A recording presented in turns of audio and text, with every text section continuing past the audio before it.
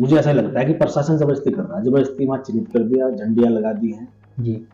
जबरदस्ती प्रशासन कर रहा है, लेकिन वो ठीक नहीं है। हमारा प्रशासन के लोगों से भी यही अनुरोध है। लेकिन ये तो विधायक जी कहीं ना कहीं एक बड़ी समस्या का समाधान होने जा रहा है। तो आपको भी अपने क्षेत्र में, आपकी विधानसभा में गांव पड़ता है, आपको बात करनी चाहिए उन लोगों से कि कैसे इस मसले का हल निकल सकता है।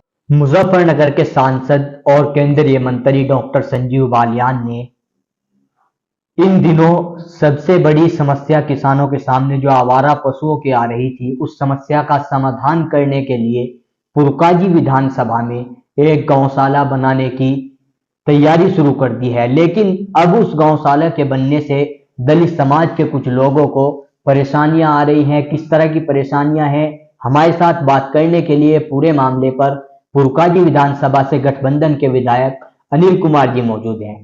विधायक जी, क्या पूरा मामला है? धरना प्रदर्शन वहां पे हुआ था इस पूरे मामले को लेकर।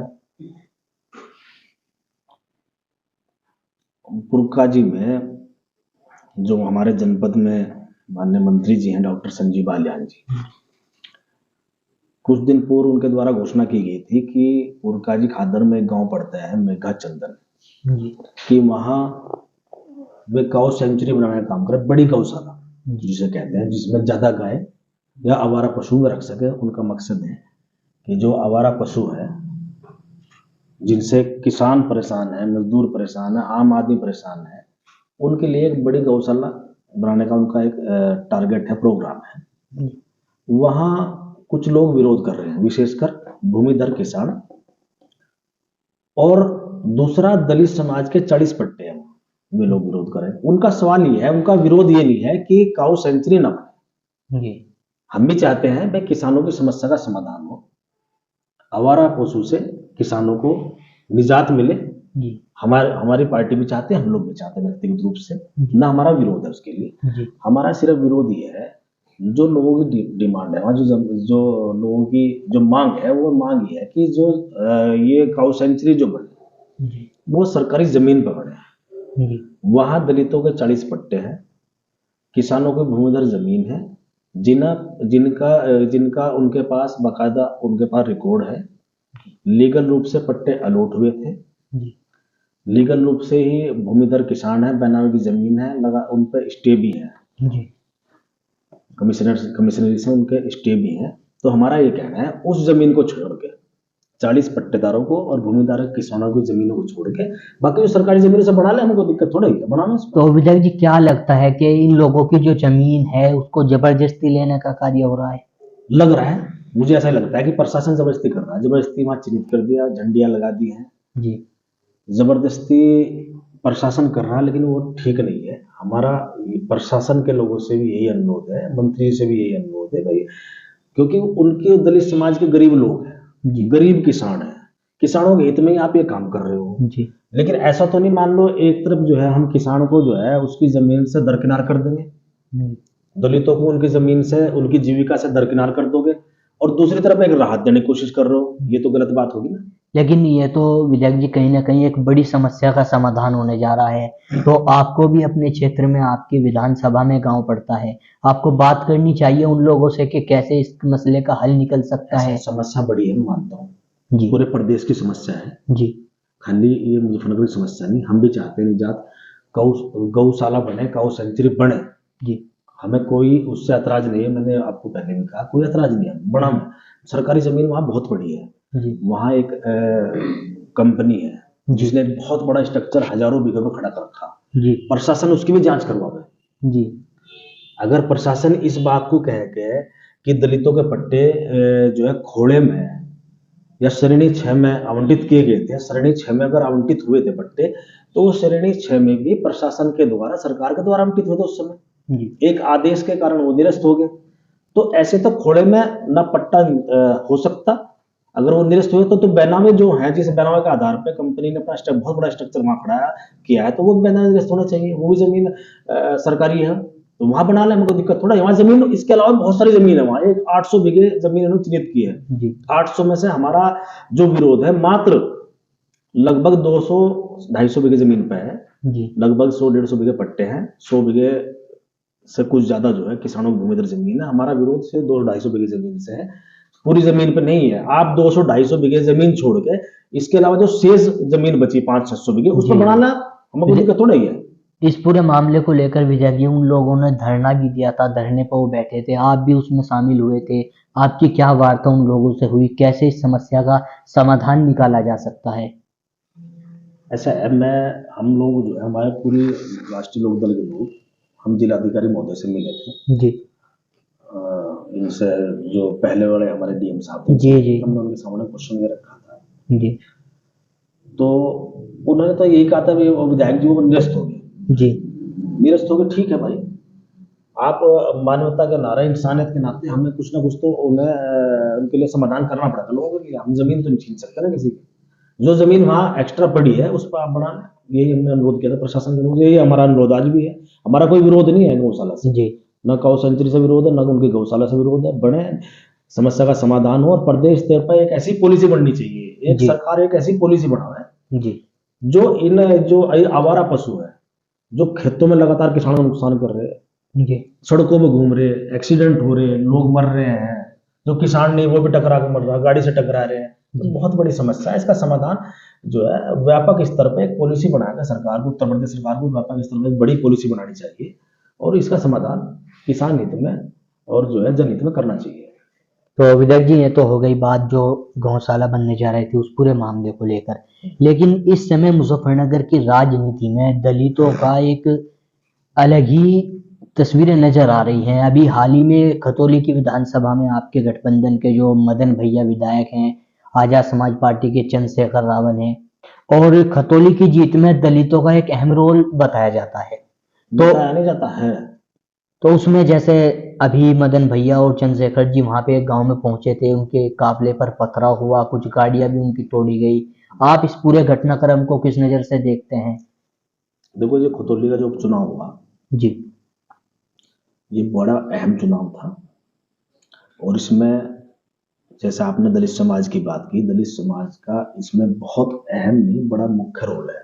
जी दलित समाज की उस विधानसभा में 50 से 60 हजार वोट है, जी और तमाम, मुझे लगता है कि 90% से ज्यादा वोट दलित समाज ने गठबंधन को करने काम किया जी है। उनके विचारों की लड़ाई है। जी भारतीय जनता पार्टी से उनके विचार नहीं मिलते हैं, वो भारतीय जनता पार्टी के विचार के खिलाफ ही उनको वोट देना था, उन्होंने दिया।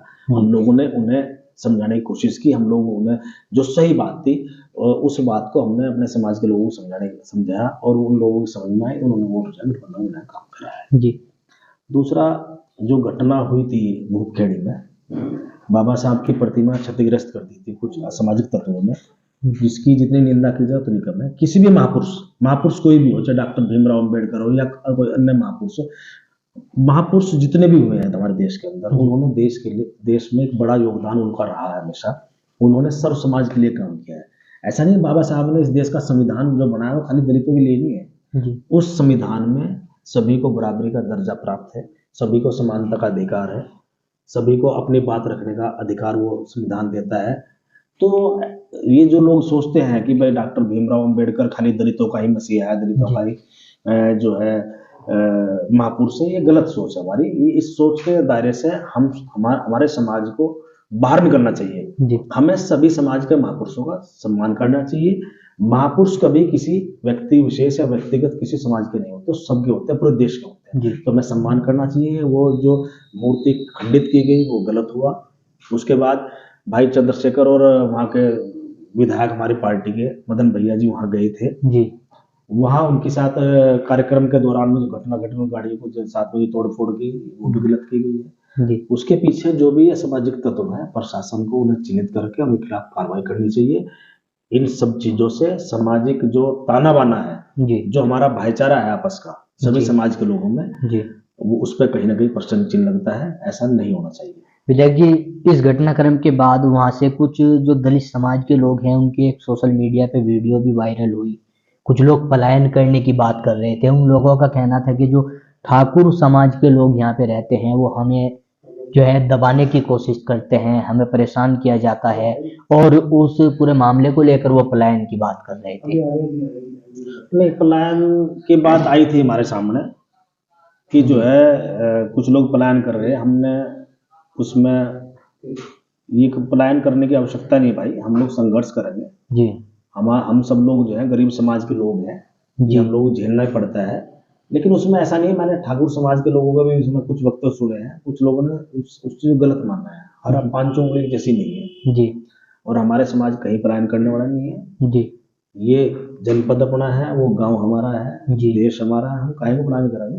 यही अच्छा, इस संघर्ष घटना करेंगे। को लेकर जो है आपके जो विधायक है मदन भैया, जो आजा समाज पार्टी के अध्यक्ष हैं चंद्रशेखर रावत, उनसे जब इस पूरे घटनाक्रम को लेकर बात की गई तो उनका कहना है कि ये भारतीय जनता पार्टी की एक सोची समझी साजिश के तहत ये हुआ है।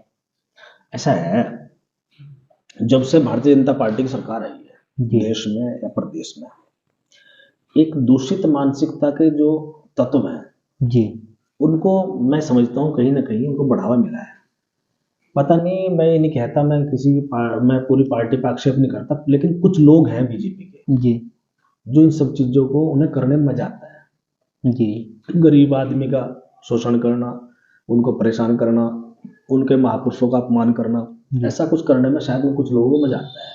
जी ये बिल्कुल ठीक नहीं है। भारतीय जनता पार्टी को ऐसे लोगों को चिन्हित करके कार्रवाई भी करनी चाहिए और रोकना भी चाहिए। जी। अच्छा विधायक जी, हाल ही में 2024 के चुनाव भी आ रहे हैं, निकाय चुनाव भी है, तो इस चुनाव में दलित समाज का क्या रहने वाला है? जैसे खतौली में एक अलग ही तस्वीर इस बार देखने को मिली थी।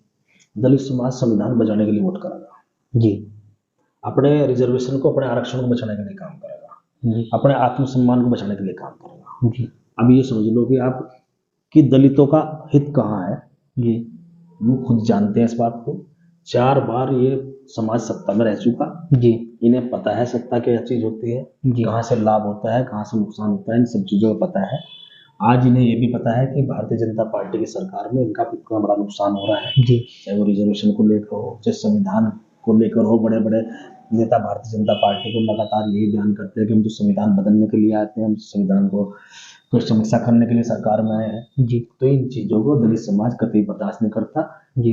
तो जो 24 का चुनाव होगा या निकाय चुनाव होगा, निश्चित रूप से वो जो है अपने संविधान को, अपने आत्मसम्मान को बचाने के लिए वोट करेंगे। अच्छा, जैसे बिजनौर लोकसभा में आपका विधानसभा आपकी आती है, तो इस लोकसभा को लेकर जो चीजें चुनाव को लेकर चल रही है, तो दलित समाज का किस तरह का इसमें मूड है? कितनी वोटें दलित समाज की है इस लोकसभा में?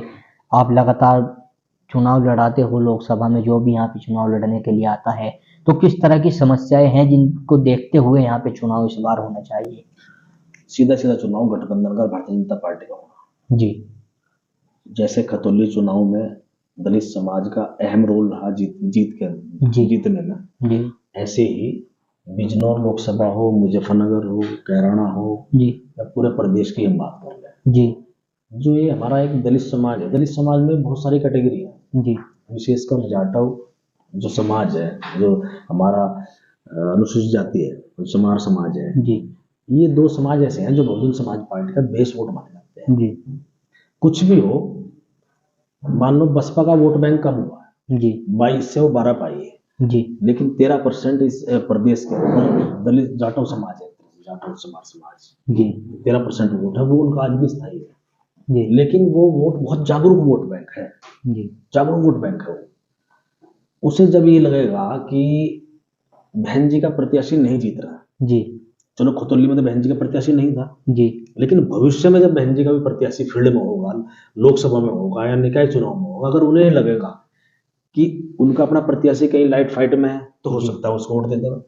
नहीं तो निश्चित रूप से अपने विवेक से, अपने दिमाग से सारी चीज का आकलन करके, टोटल सभी राजनीतिक परिस्थितियों का परीक्षण करके वो निश्चित रूप से संविधान बचाने के लिए वोट करेंगे जी, अपना सम्मान बचाने के लिए वोट करेंगे जी, और अपने बच्चों के भविष्य के लिए वोट करेंगे। जो आज उनका आरक्षण खत्म हो रहा है उसको बचाने के लिए वोट करेंगे। जी।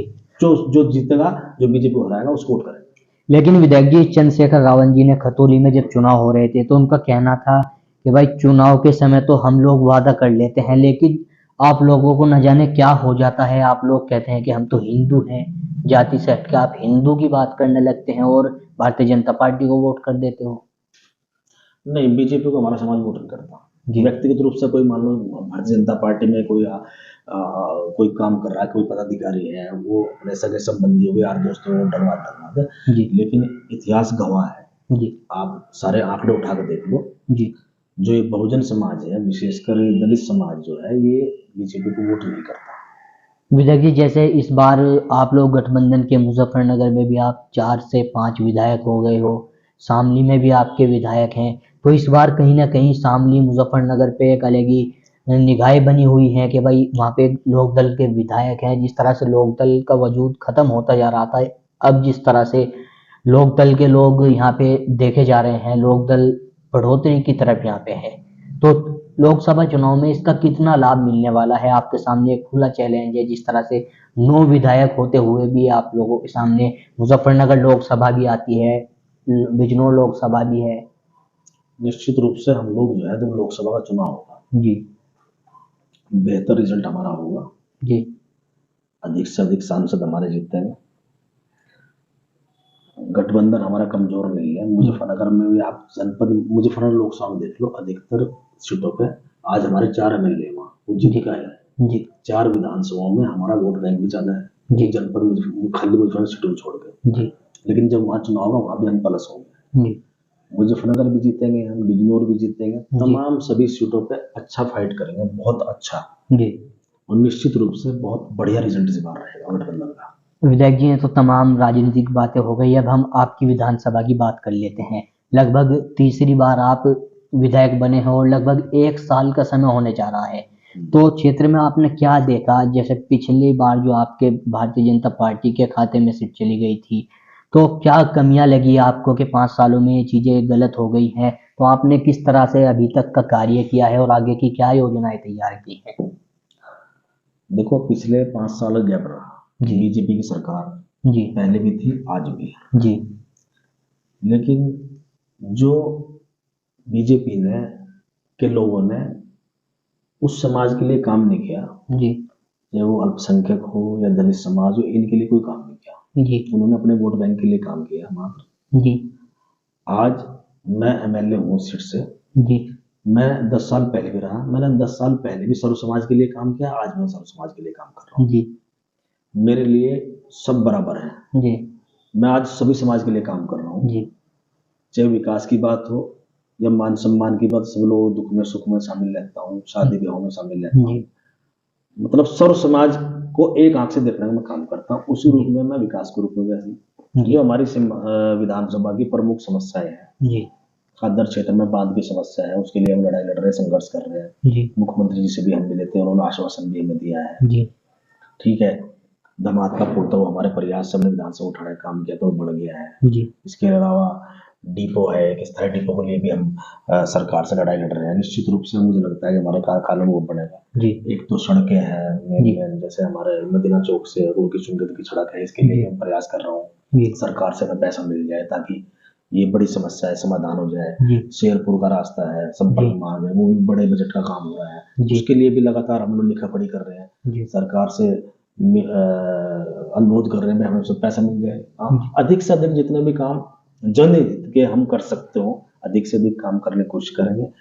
जनता की जो भी कोई समस्या हो, चाहे उनकी व्यक्तिगत हो, सामाजिक हो, पॉलिटिकल हो, उससे सड़क से लेकर सदन तक उठाने का काम करेंगे। हमारी पार्टी किसानों के लिए, मजदूरों के लिए, नौजवानों के लिए, रोजगारों के लिए, दलितों के लिए, पिछड़ों के लिए, सर्व समाज के लिए काम करें। सर्व समाज में आपसी भाईचारा कायम हो, भाईचारा पैदा हो, उसके लिए हम लोग काम कर रहे हैं। अच्छा विधायक जी, जो पिछली बार जो आपके विधायक थे भारतीय जनता पार्टी से, आपकी क्षेत्र की जनता का ये मानना है कि जो पुरकाजी का जो चुनाव था वो पुरकाजी में एक बांध की समस्या पुल वाली जो आपने बताई है, और एक पुरकाजी में तहसील की मांग काफी समय से उठती आ रही है, तो जनता का ये कहना है कि ये तमाम मुद्दों की योजना लेकर वो लोग आए, हमने विश्वास दिखाया, उनको विधायक बनाए, लेकिन वो अभी भी समस्या ज्यों की त्यों है।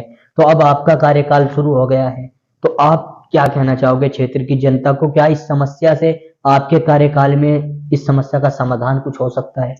अभी जब हम विधायक बने पिछले साल, जब रिजल्ट आया मार्च के बाद में, जब बजट सत्र रहा था जी तो हमने इसमें क्वेश्चन लगाया था विधानसभा के अंदर तहसील के लिए, जी कि तहसील बनाने के लिए सरकार का प्रयास है या नहीं है। सरकार का उसमें जवाब आया, तहसील बनाने की हमारी कोई योजना नहीं है। जी जबकि मुझसे पहले जो ऊंटवाल जी विधायक थे वहाँ, जी उन्होंने ये कहा था कि तहसील हमारी मंजूर होगी, मुख्यमंत्री जी ने सैंक्शन कर दिया, इसकी अनुमति दे दी जी और ये बरला में सेंटर बनाने चलाया जाएगा, अस्थायी रूप से चल भी रही। ये भी कहा गया, जी लेकिन कुछ नहीं, जीरो है काम। ये खाली बातों खामे, बात ही बात करें, काम कुछ करते नहीं। जी इसके अलावा धार्मिक उन्माद को फैला कर जी वोट लेना काम करते हैं, विकास के नाम पर वोट नहीं मांगते। जी तो आज आवश्यकता है जमीन में मुद्दों को उठाने की। हमने कोतवाली विधानसभा हमारे नेता आदरणीय जयंत चौधरी जी ने जो जमीन के मुद्दे हैं, किसान के, मजदूर के, उन्हें उठाने का काम करा, लोगों ने सही बात हमारी समझी और हमें वोट देने का काम किया। मदन भैया जब मैंने वहां से। जी आखिरी सवाल, अपनी क्षेत्र की जनता को आप क्या कहना चाहोगे हमारे माध्यम से, जो क्षेत्र में आपके समस्या बनी हुई है, क्या आपके कार्यकाल में उन तमाम समस्याओं का समाधान जनता को देखने को मिलेगा? किस तरह की चीज आप क्या अपील करना चाहोगे? देखो, कोई भी मामला हो, ऐसा जी। नहीं मान लो मैं विधायक बन गया तो सारी समस्याओं का समाधान हो जाए, जी कभी नहीं हो सकता। जी 5 साल में सरकार बन जाती है, पूर्ण बहुमत की सरकार है भारतीय जनता पार्टी की, फिर समस्या जी। लेकिन जी जो जिम्मेदारी जिसको मिलती है, जी मान लो मुझे जो जिम्मेदारी मिली, जी मुझे उस जिम्मेदारी के प्रति ईमानदारी निष्ठा से काम करना चाहिए। मैं उस जिम्मेदारी को ईमानदारी निष्ठा से निभाने का काम कर रहा, लोगों के प्रति, अपने क्षेत्र की जनता के प्रति जवाबदेह हूँ, उनके दुख में सुख में शामिल रहता हूँ, 24 घंटे इसी काम में रहता हूँ। तो मेरी जो जवाबदेही है अपनी जनता के प्रति 24 घंटे मैं तैयार हूँ उसके लिए। अभी आपने जिक्र किया था एक जो आपके विधानसभा में मदीना चौक से रुड़की रोड की ओर रास्ता जाता है, उस रास्ते पर एक शमशान घाट बनाया गया। जिस समय वो शमशान घाट नगर पालिका का बना तो उसका वहां के लोगों ने विरोध भी किया, लेकिन उन लोगों से हमारी भी बात हुई तो उनका कहना है कि जी हम लोगों ने इसलिए समझौता कर लिया था कि भाई शमशान घाट बन जाएगा तो हो सके इसी के जरिए इस क्षेत्र में कुछ विकास कार्य हो जाए। वहां के शमशान के ठीक सामने के हालात खराब हैं, हालात इतने खराब हैं कि कोरोना काल के दौरान डेड बॉडी तक उसमें गिर गई रास्ते पर खराब होने के कारण। एक लोग अपाहिज वहां पे हो गए हैं, पैर टूट गए हैं, रोजाना स्कूल में जाने वाले बच्चों को परेशानियों का सामना करना पड़ता है। तो वहां पे जो क्षेत्र में लोग रहते हैं उनके लिए आप क्या कहना चाहोगे? निश्चित रूप से बड़ी दिक्कत का विषय है जी। हम अपनी पूरी विधानसभा क्षेत्र पुरकाजी को अगर मैं थोड़ा सा देखने का काम करूँ तो सबसे ज्यादा दिक्कत हमारे इसी रास्ते पे है जी ये सबसे खराब रास्ता है जी और इसके लिए मैं पिछले 6 महीने से लिखा पढ़ी कर भी रहा हूँ। मैंने माननीय मुख्यमंत्री जी को भी पत्र लिखा है, अभी भी लिखा है जी कुछ प्रस्ताव मांगे गए हैं जी और मुझे नहीं पता सत्ता पक्ष के लोगों ने मांगे, लेकिन हमने भी प्रस्ताव भेजे हैं जी मुख्यमंत्री जी को, उसमें मैंने वो रास्ता दिया है। जी ऐसे शेरपुर वाला 2 रास्ते हमारे क्षेत्र के बड़े खराब है जो बहुत ज्यादा दिक्कत लोगों को हो रही। जी तो मेरा पूरा प्रयास है कि बहुत जल्दी उन रास्तों का निर्माण हो जी और मैं पूरा प्रयास कर रहा हूँ, ईमानदारी निष्ठा से कर रहा हूँ जी। और निश्चित रूप से मुझे पूर्ण विश्वास है कि वो रास्ते बनेंगे बहुत जल्दी। तो हमारे साथ में गठबंधन के पुरकाजी विधानसभा से विधायक अनिल कुमार जी मौजूद थे, जो तमाम मुद्दों को लेकर बात कर रहे थे। क्षेत्र में 1 साल का समय, तीसरी बार विधायक ये बने हैं, किस तरह का कार्यकाल है, किस तरह की समस्याएं क्षेत्र में है, वो तमाम चीजों पर इनका कहना है कि वो काम कर रहे हैं और जो मुख्य समस्या इनके विधानसभा में बनी हुई है उस पर विशेष तौर से इनका कार्य जारी है।